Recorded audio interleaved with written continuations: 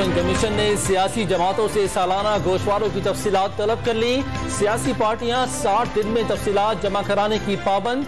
आमदन, अखराजात, फंडिंग के जराए और असासों की मालूमात देनी होंगी।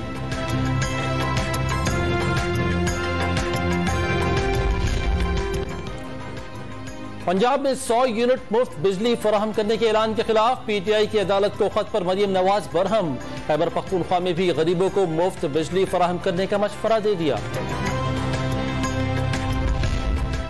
वफाकी वजीर खजाना मिफ्ता इस्माइल से वजीर खजाना खैबर पख्तूनख्वा तैमूर झगड़ा की मुलाकात। खैबर पख्तूनख्वा के माली उमूर से मुतालिक बातचीत की गई।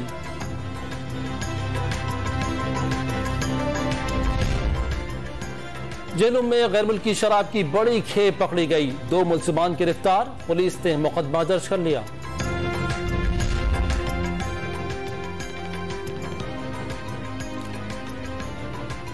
और मानसून की बारिशों ने कोयटा में तबाही मचा दी। PDMA ने शहर को आफत ज़दा करार दे दिया। 5 जुलाई तक इमरजेंसी नाफिज।